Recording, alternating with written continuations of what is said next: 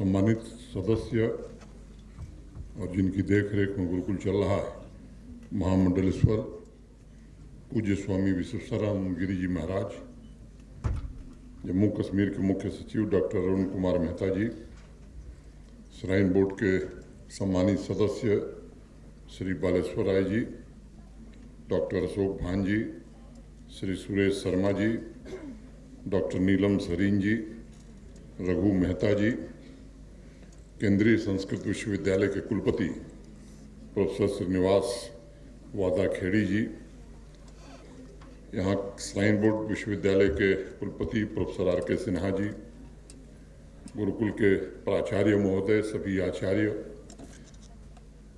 Doctor Vishwamurti Shastri ji, Jammu के DGP Shri Mukesh Singh ji, divisional commissioner Shri Ramesh Kumar ji, Jammu Kashmir प्रशासन के सभी वरिष्ठ अधिकारीगण, श्राइन बोर्ड परिवार के सभी सम्मानित सदस्य, सभी शिक्षक, विद्यार्थी, देवियों, सज्जनों और मित्रों, कल 30 तारीख को श्राइन बोर्ड तथा श्री माता वैष्णो देवी गुरुकुल का स्थापना दिवस था। मैं आप सभी को स्थापना दिवस की बहुत बहुत हार्दिक शुभकामनाएं देता हूं और यहाँ के पूर्व महामहिम राज्यपाल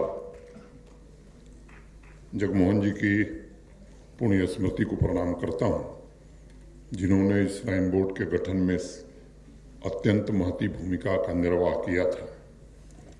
गुरुकुल के विस्तार को ध्यान में रखते हुए एक नए हॉस्टल का शिलान्यास, श्राइन बोर्ड के कर्मचारियों के लिए कटरा की तरह अर्धकुंवारी और बाड़ा गंगा में एकोमोडेशन का शिलान्यास हुआ है तथा हाई एल्टीट्यूड पर पोस्टेड 1450 कर्मचारियों के लिए हार्डशिप अलावेंस की भी स्वीकृति प्रदान की गई है। मैं आप सभी को इन सभी प्रोजेक्ट्स के लिए बहुत सारी बधाइयाँ देता हूँ। यात्रियों की सुविधा के लिए RFID की एक नई व्यवस्था भी शुरू की जा रही है। मुझे बताया गया है कि 29 काउंटर और कंट्रोल रूम कटरा में बनाया गया है। ट्रैक के 7 लोकेशन पर वेरिफिकेशन काउंटर स्थापित किए गए हैं। स्पिरिचुअल थीम पार्क शुरू करने की दिशा में भी प्रगति है और मैं उम्मीद करता हूं कि आने वाले समय में उस पर भी काम जल्द शुरू हो जाएगा। आज गुरुकुल तथा छात्रों के भविष्य से संबंधित एक महत्वपूर्ण कदम उठाया गया है। गुरुकुल का एफिलिएशन केंद्रीय संस्कृत विश्वविद्यालय नई दिल्ली के साथ किया गया है। इस एफिलिएशन से गुरुकुल अनेक मॉडर्न विषय शुरू कर सकता है जो पाठ्यक्रम में मौलिकता, तार्किकता तथा वैज्ञानिकता स्थापित करेगी। गुरुकुल ने जम्मू कश्मीर में संस्कृति और उसके पुनर्जागरण के लिए जो प्रयास किया है, उसके लिए सभी गुरुजनों को मैं बधाई देता हूं और आजकल महामंडलेश्वर जी जो उसकी देख रेख कर रहे हैं उनको विशेष रूप से मैं साधुवाद देता हूं। मित्रों, मैं समझता हूं कि गुरुकुल का काम केवल शिक्षा प्रदान करना नहीं है। श्री माता वैष्णो देवी गुरुकुल ज्ञान और प्रज्ञा, नॉलेज और विजडम का एक मुख्य केंद्र है। पिछले 12 वर्षों से ये गुरुकुल नए व्यक्तित्व का निर्माण कर रहा है। जम्मू कश्मीर के मजबूत आध्यात्मिक और सांस्कृतिक नींव का निर्माण भी मैं समझता हूं कि इस गुरुकुल के माध्यम से हो रहा है। आप सबको मालूम है कि 2020 में हमारे देश में राष्ट्रीय शिक्षा नीति की घोषणा माननीय प्रधानमंत्री जी ने की थी। तो जो परिकल्पना थी विज्ञान और आध्यात्म को जोड़ने की बात हमारी राष्ट्रीय शिक्षा नीति कहती है। हमारी नई पीढ़ी अपनी सनातन परंपरा से उतनी ही परिचित होनी चाहिए जितना वो कंप्यूटर और मॉडर्न साइंस से परिचित हो। केंद्रीय संस्कृत विश्वविद्यालय नई दिल्ली से इसका एफिलिएशन मैं मानता हूं कि इस दिशा में सहायक सिद्ध होगा। देश के पूर्व राष्ट्रपति और प्रख्यात शिक्षाविद डॉक्टर सर्वपल्ली राधाकृष्णन कहा करते थे कि नई खोज, नए इनोवेशन से हमें आगे बढ़ने की ताकत मिलती है।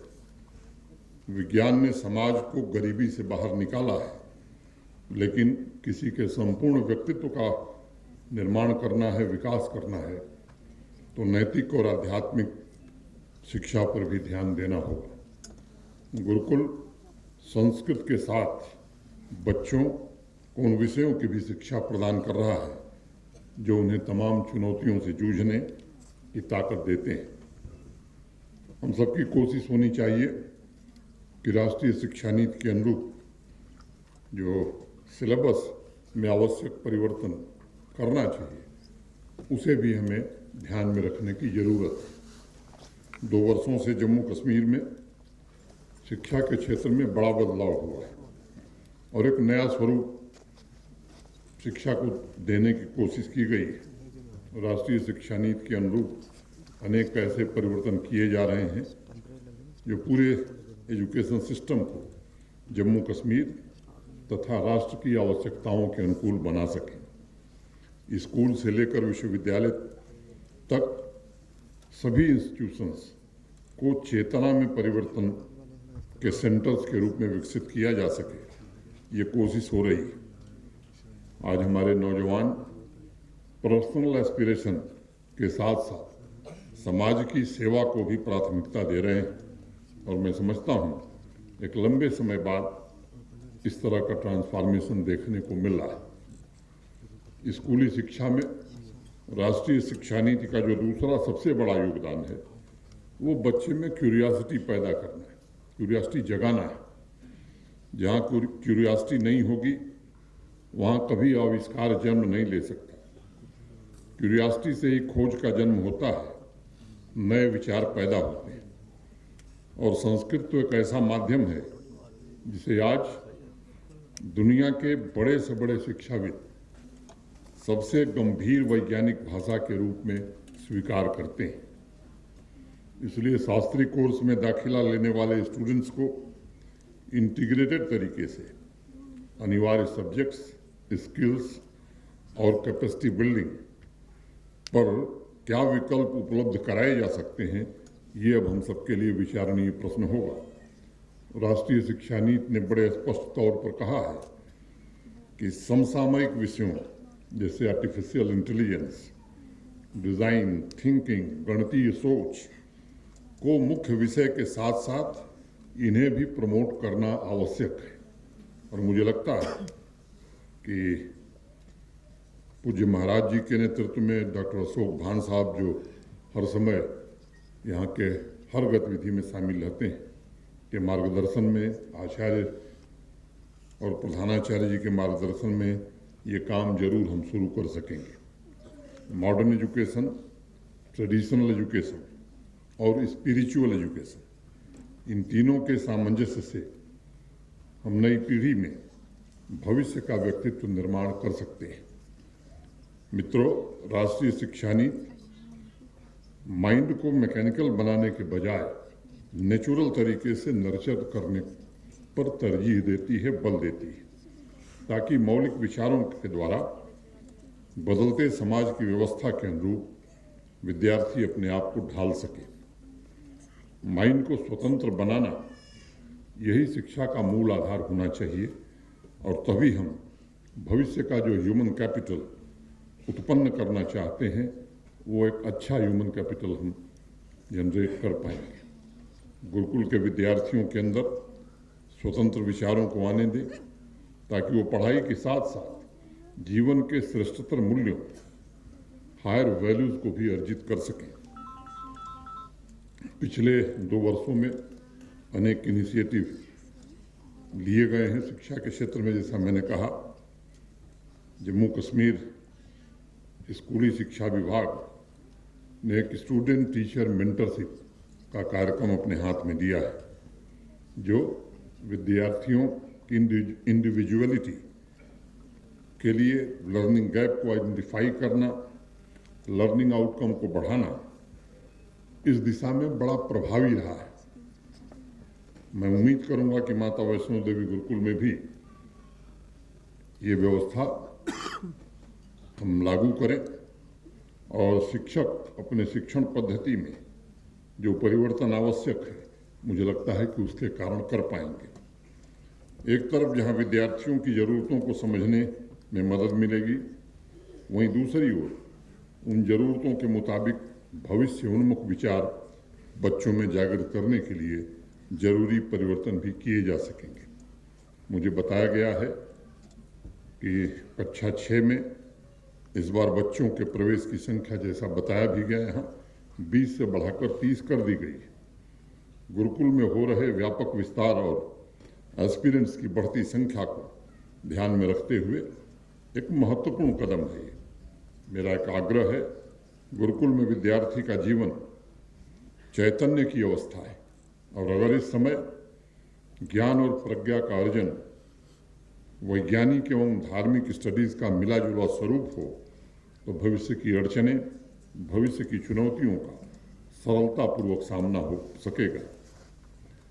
गुरुकुल का यही उद्देश्य है कि दर्शन और दृष्टि दोनों विद्यार्थियों को मिले और वे समाज एवं राष्ट्र के निर्माण में अपनी चैतन्य ऊर्जा को समर्पित कर सकें। मित्रों, 1986 में जब श्राइन बोर्ड की स्थापना हुई थी, तब श्रद्धालुओं की संख्या आज के अनुपात में काफी कम थी। आज सामान्य तौर पर 8-9 लाख श्रद्धालु हर महीने दर्शन करने आ रहे हैं। इसको ध्यान में रखते हुए श्राइन बोर्ड के मानद सदस्यों ने भवन एरिया में श्रद्धालुओं के आवागमन को बेहतर बनाने, उनकी तीर्थ यात्रा को हैसल फ्री करने और आस्था एवं सांस्कृतिक विरासत के केंद्र की भव्यता एवं गौरव को पुनर्स्थापित करने की कोशिश कर रहे हैं। माता वैष्णो देवी की यात्रा पर आने वाले श्रद्धालुओं को helipad, railway station, bus stand, auto stand, parking, अनेक सुविधाएं यहाँ हैं। कल ही दिल्ली में एक जम्मू कश्मीर प्रशासन और भारतीय राष्ट्रीय राजमार्ग प्राधिकरण की एक सब्सिडियरी कंपनी है, national highway logistic management limited, उसके साथ एक अनुबंध पर हस्ताक्षर हुआ और मल्टी मॉडल टर्मिनल कटरा में बनेगा और मैं समझता हूँ कि आधुनिक सुविधाओं वाला वो युक्त होगा। और नितिन गडकरी जी ने आश्वस्त किया कि जो बेस्ट आर्किटेक्ट हैं, 4-5 विकल्प थे, हम लोगों ने देखा भी उसे, तो मैं उम्मीद करता हूं कि ये इंटर मॉडल स्टेशन बनने से यात्रियों को भी बहुत सुविधा होगी, कटरा के निवासियों और आसपास के रियासी जिले के रहने वाले लोगों के विकास में भी मदद मिलेगी। माता वैष्णो देवी की अनुकंपा से पिछले 2 वर्षों में बेहतर सुविधा एवं संसाधनों के लिए अनेक नए प्रोजेक्ट शुरू किए गए और पवित्र भवन पर भीड़ जमा होने से रोकने के लिए क्राउड मैनेजमेंट के लिए भी अनेक महत्वपूर्ण कदम उठाए गए। स्काई वॉक पिछले महीने शुरू किया गया था।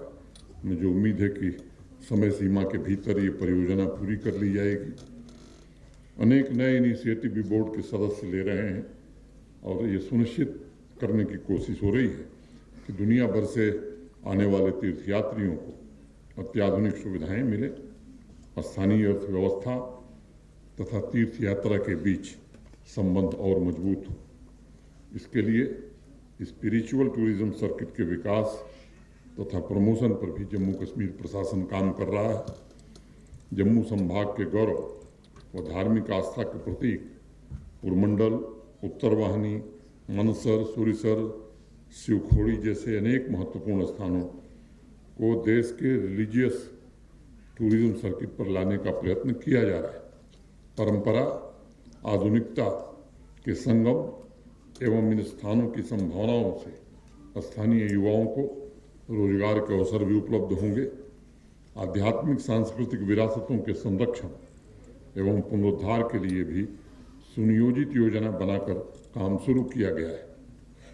जम्मू, कठुआ, रामबन, रियासी, सांबा, उधमपुर के और बाकी जिन 18 ऐसे प्रोजेक्ट हैं जो वर्षों से उपेक्षित थे। लंबे समय के इंतजार के बाद इन सभी स्थानों के पुनर्निर्माण की स्वीकृति और धन उपलब्ध करा दिया गया है। मैं उम्मीद करता हूं कि आने वाले समय में ये कार्य भी पूरा हो जाएगा। आज जम्मू कश्मीर पूरे आत्मविश्वास के साथ अपने लक्ष्य निर्धारित कर रहा है और उसे प्राप्त भी कर रहा है। पिछले वित्तीय वर्ष में सिर्फ रियासी जिले के 1012 डेवलपमेंट प्रोजेक्ट पूरे किए गए थे। ये मैं समझता हूं कि एक नया रिकॉर्ड है। इसी प्रकार अगर पूरे जम्मू संभाग की मैं बात करूं तो 19,724 डेवलपमेंट के प्रोजेक्ट जम्मू संभाग में पूरे किए गए। अब ये जो स्पीड है या स्केल है, मैं समझता हूं कि शायद पहली बार जम्मू कश्मीर के लोग देख रहे हैं। आंकड़े इस बात की तरफ इंगित करते हैं कि पिछले कुछ वर्षों में, खासतौर से 2-3 वर्षों में, प्रगति किस गति से आगे बढ़ रही है। मैं विश्वास के साथ कह सकता हूं कि आज न सिर्फ कार्य पद्धति बदली है, बल्कि जनता की आकांक्षाओं और उनकी ज़रूरतों के मुताबिक संसाधन भी उपलब्ध कराए जा रहे हैं। स्वाभाविक रूप से जब व्यवस्था बदलती है, लोगों की उम्मीदों के अनुरूप काम होता है, तो अपेक्षाएं भी समाज की बढ़ जाती हैं और ये अच्छी बात है। अपेक्षा तभी होती है जब लोगों को लगता है कि काम हो सकता है।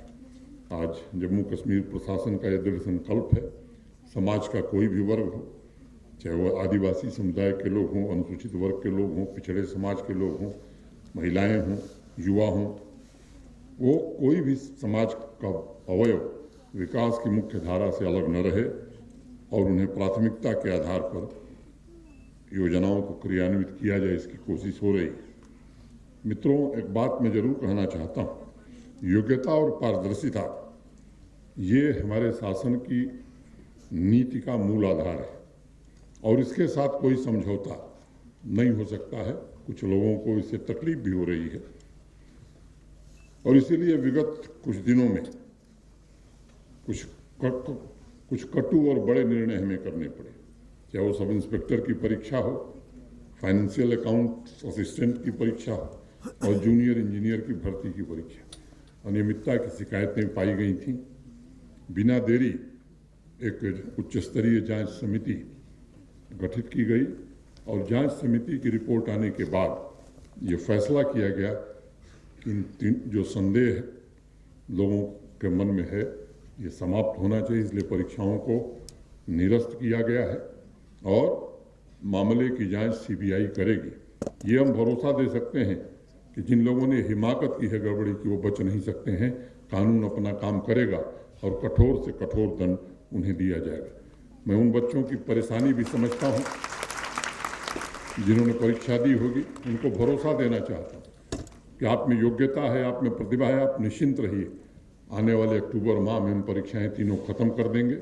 जो भी प्रतिभावान व्यक्ति हैं, जो हमारे नौजवान योग्य हैं, वो निश्चित रूप से उसमें चुने जाएंगे।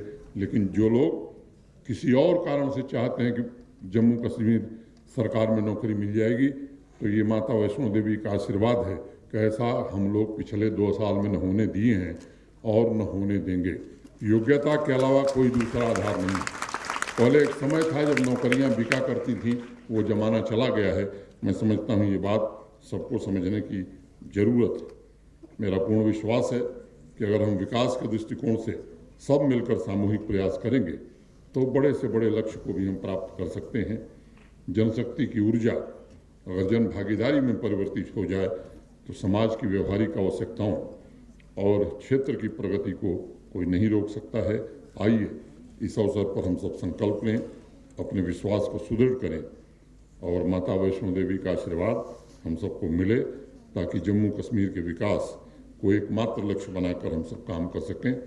श्राइन बोर्ड के हम अपने सभी बोर्ड मेंबर्स और श्राइन बोर्ड के अपने सभी सहयोगियों का भी व्यक्तिगत रूप से आभारी हूँ और जो पूरी श्रद्धा के साथ, निष्ठा के साथ, बिना किसी निजी स्वार्थ के दिन रात यहाँ और क्या किया जा सकता है, इस पर काम करते रहते हैं। मैं आप सबके प्रति हृदय से कृतज्ञता ज्ञापित करता हूँ, आदरणीय महाराज जी के प्रति विशेष रूप से, और केंद्रीय संस्कृत विश्वविद्यालय के कुलपति जी के प्रति विशेष रूप से आभार व्यक्त करते हुए मैं अपनी बात पूरी करता हूँ। जय माता दी।